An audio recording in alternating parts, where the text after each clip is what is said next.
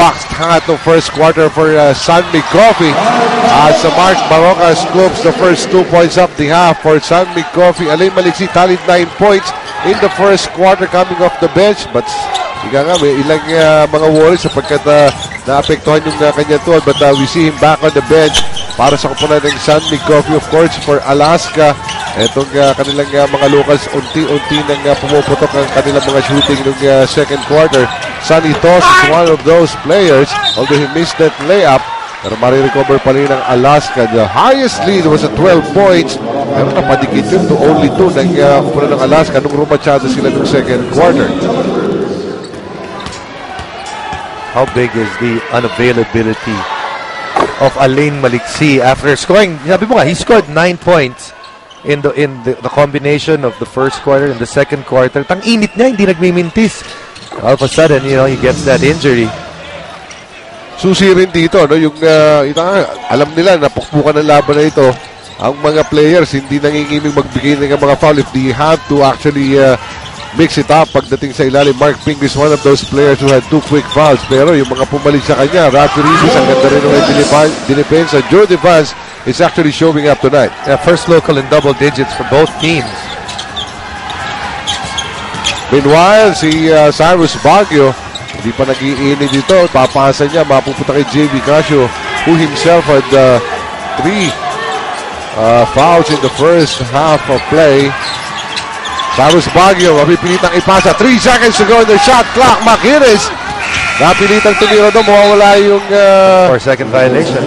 24-second violation. Dito mamasa rin yung hagis ni Wendell Makinis. Brado, kanina nabanggit mo si Cyrus Baguio, who's been fairly quiet. He has 1 point and it almost feels like the Cyrus Baguio, James Yap na bantayan, they're negating each other. Both of them unable to put in their regular numbers.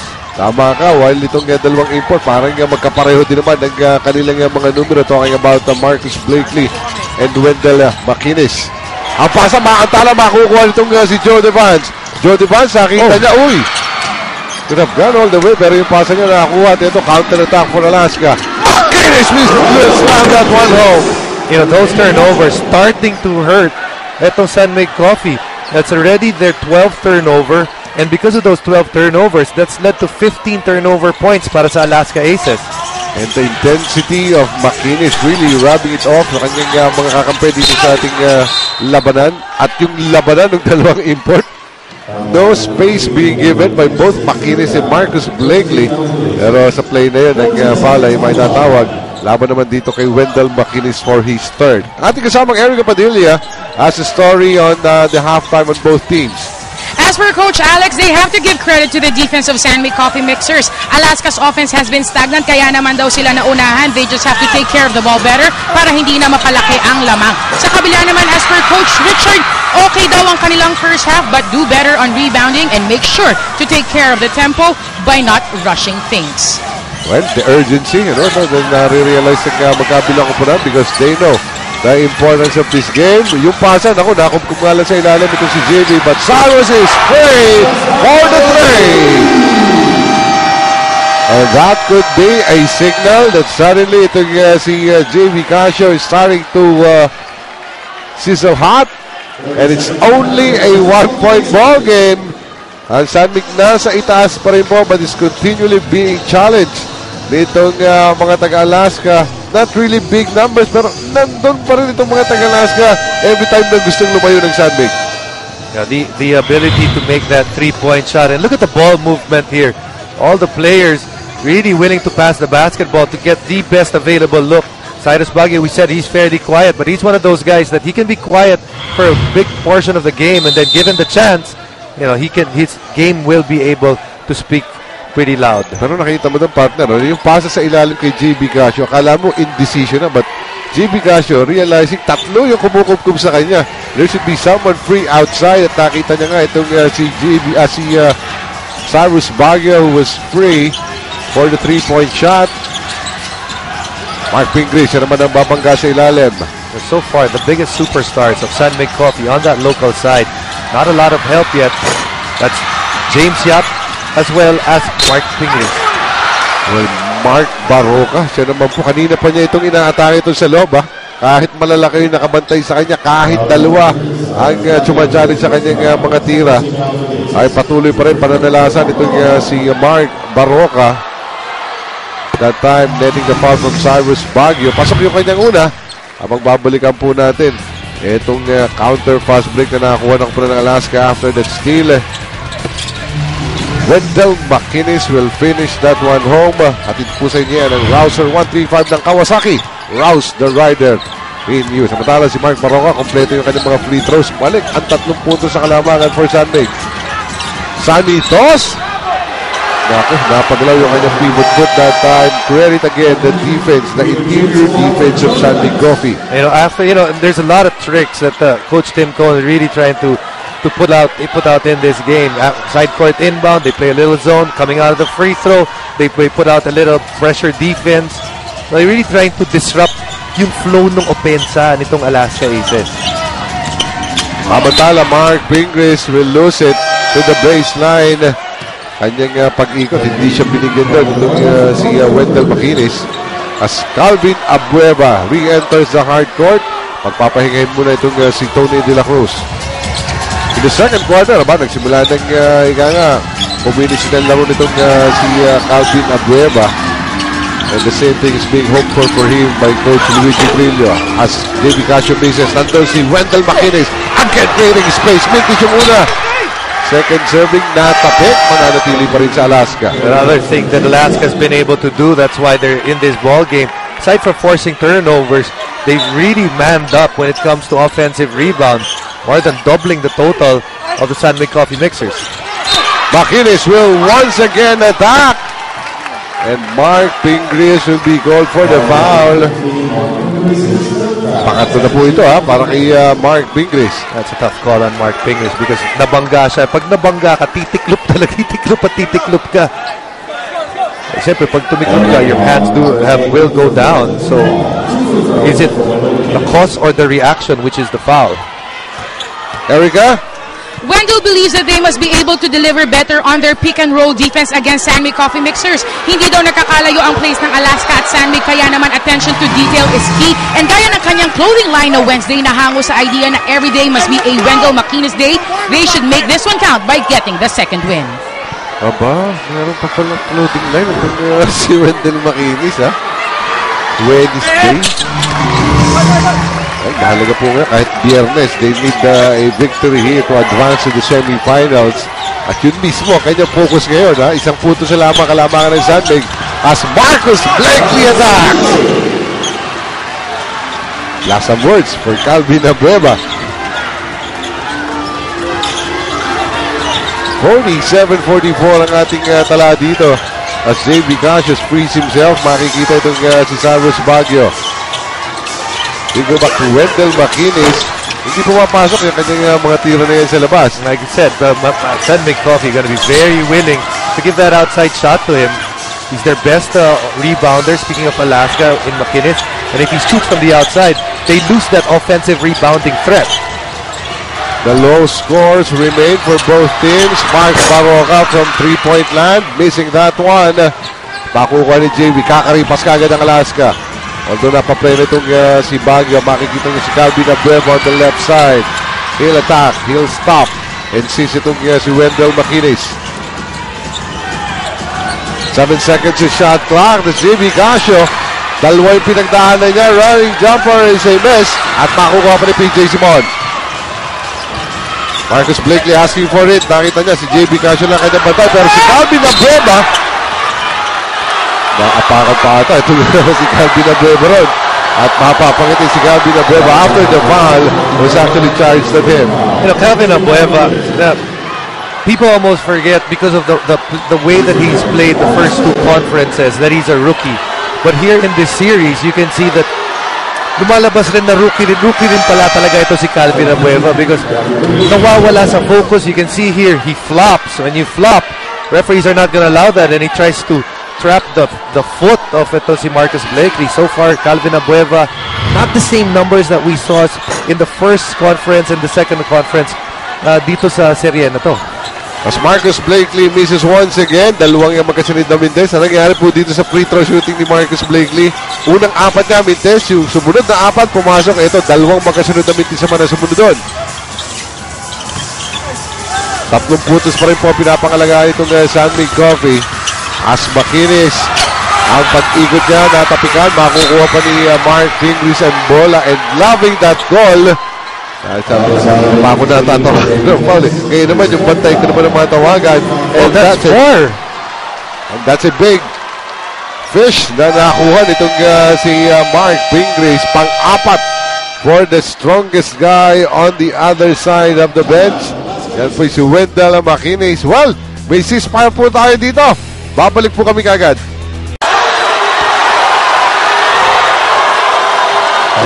Well, nakadalawang possession na po itong Umbrenig San Mig Coffee. Immediately coming from the timeout, umatake agad na si Marcus Blakely to tally the 2. Ito naman si PJ Simon. Ang nakakuha naman niyang isda is Calvin Abueva. You know, Alaska coaching staff are very upset with that call. So 2 key players of Alaska facing 4 na po na personal fouls. Calvin Abueva is one player, pero earlier there, si Wendell Makinis matatawagan na rin po na kanyang pang-apat. That's why San Mig Coffee has been attacking more aggressively inside. Pasok yung dalawang free throws at unti-unti lumalayo ang kakupunan ng San Mig Coffee. 51-44 po ang ating tala. Still a very low scoring ball game considering na ang score po nila nang huli silang makita noong Miyerkules, 112-105. You know, right now, San Mig Coffee doing a good job of rotating on that weak side. Samantala, atake pa rin para dito kay Marcus Blakely. And I think a technical foul is being called. That was a rather obvious second motion or an attempt from Gabby Espinas to get into the nerve of Marcus Blakely because Marcus has been hurting them in this game. Right now, what is important for Alaska, you gotta love what JV's doing. You gotta play with poise at this point. Your import has 4 fouls, so you can feel that momentum is not going your way. You can't we can't have all these little cheap antics that's not really gonna help your team. So JV trying to be the leader here, putting people together. They should also realize the kind of player that Marcus Blakely is. Hindi ka papatulan niya. He might be involved in that fracas with the Global Port before, but iwas din siya nun eh. No? So, actually, yung fracas na yun sa Global Port kumbaga ilang beses na siya dinikdik at binubog bago siya. And he actually didn't do anything. ngiti lang ang kapalit eh. At ito, pumapasok pa rin po at nasusuklian ang kanyang mga free throws dito. Ito tinatawag na BP free throws. Dahil pag nag-free throw ka siya, yung mga fans ng San Mig Coffee, parang nagpapa-BP sila dahil baka tawaas yung blood pressure nila dahil nila alam kung ano mangyayari. Kanina nga, kapos na kapos. Pero dito, gumaganda na ang free throw shooting at least for tonight. Ito si Marcus Blakely. Puts them to a 9-point lead. There's a bump on PJ Simon. Yeah, easy call because PJ right there felt he was beaten. And it's a zone. He was expecting someone to be in the middle. When he realized there was no one there, he decided to give up that foul. Nadibdiban tuloy siya ni Mark Pinkley.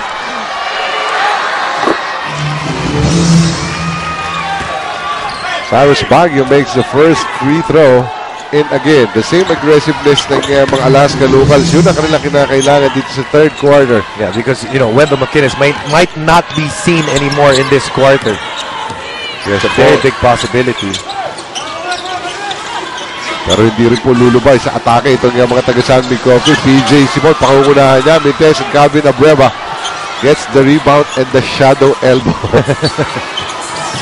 Abueva, babalik ito kay JV Casio. Napakahaba pa po ng ating oras, though they're down by 7 points. They were able to overhaul a 12-point deficit earlier in the second. As JV, yung kanyang pasa na antala at makukuha naman ng San Mig Coffee. You know, we talked about the turnovers of San Mig Coffee earlier, but latter part of this quarter, middle to latter part, it's actually Alaska that's been turning the ball over, especially when they're swinging the ball from strong side to weak side. Somehow, na-anticipate na ng mga taga-San Mig na kahit yung atake ng mga taga-Alaska, ipapasa nila for the last second, but that time, yeah, not enough shooters on the floor para dito sa San Mig Coffee. Not enough spacing because when Marcus Blakely was posting up, both Rafi Rivas and Mark Pingris were jamming the paint. So walang option doon si Marcus Blakely. And you're talking about the turnovers. In this quarter alone, 7 na po ang turnovers ng Alaska, 3 naman sa San Mig Coffee. Gotta watch out, yes. Cyrus Baguio assumes one home. Another 3-pointer para sa kanya. He's the guy that you have to watch out for. Why? He had a 3-pointer earlier and you just gave him 2 free throws. So he's a guy that actually is playing with confidence. It's a local crew ng Alaska. And you expect a lot of points, but dito kay Cyrus Baguio, he may be solid for 1 quarter, but not the entire game. 6 seconds in the shot clock. Mark Baroka, siya naman ang titikada, pero namit sa kanya 3. Eksakto 3 minuto ang natitira. Third quarter. Abueva, kumuha ng pasa, pero hinabot pa rin by Fingers, but the full back is there for Calvin Abueva. And you get the tongue.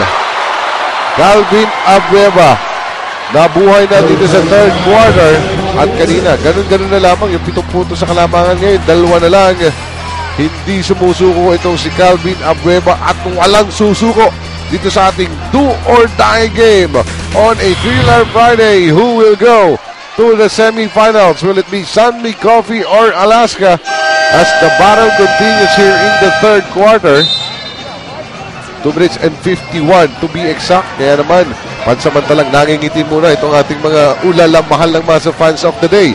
Mula sa masarap, malaman, mura at convenient kasi easy to open ulalam, ready to eat ulam. Para sa masa, mahal ng masa, ulalam, 15 pesos lang. Ha?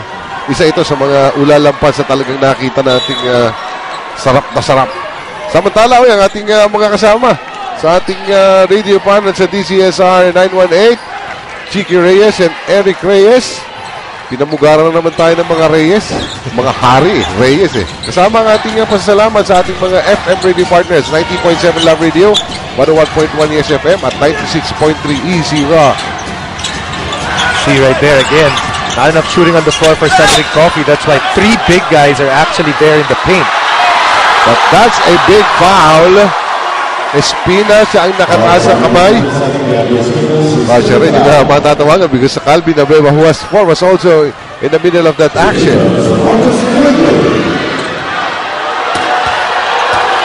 Ito, BP free throw time na naman ha. Tignan natin. Uy! 110/80. Regular. Regular yun. 6 out of 13 sa free throw shot. Free throw shooting rather. Itong si Marcus Blakely missing his second pero sa tapik ni Mark Pingris. Gotta hurt if you're Alaska because you got that opportunity, chance again to cut into this lead. What happens is you give another possession San Mig Coffee. Marcus Blakely will challenge Gabi Espina. Tatapikan, may hataw doon and a flagrant foul. He's probably gonna be thrown out. Because he got a technical earlier, and if this is going to be a flagrant, this will change things in a huge way sa Alaska because they're actually playing big right now. Without Gabi Espinas, they lose a guy that's actually very physical down at the post. At ang dagdag pa dyan, kaya nandito si Gabi Espinas because their import Wendell Maquinas 4 sa paglabas ni Gabi. Let's see if he actually went headhunting here. Yeah, he went head up. Yeah, that's going to be an easy call. Ang layo na ng bola ron eh. So, review ng ating mga referees, but they see the same thing.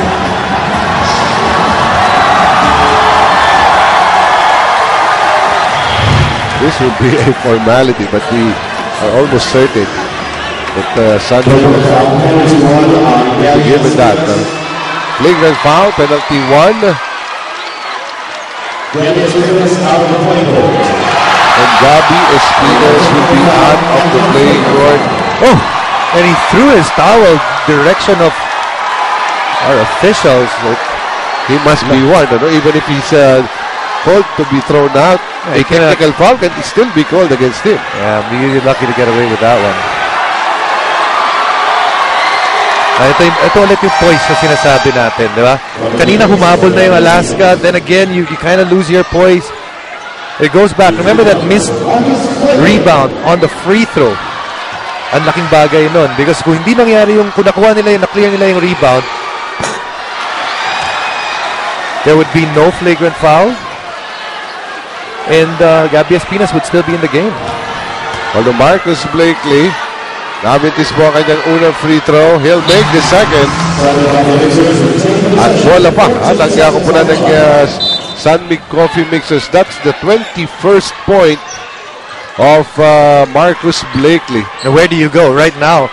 If you're San Mig Coffee, you look at the big men of Alaska. All of them you can attack because of foul trouble. At si Marcus Blakely, nandun niya. Ipepek niya. Nakita niya si Wendell Makinis. Makukuha muli. Marcus Blakely will finally get it after 3 tries. Plaza Morse to Calvin Abreva. So the cycling out continues. The battle continues inside. And what do you expect? This is a do-or-die game. Alaska still down by 6. They go to Cyrus Baguio. But JV is free. 4-3, but does not make it. Sanitos ayaw pa rin.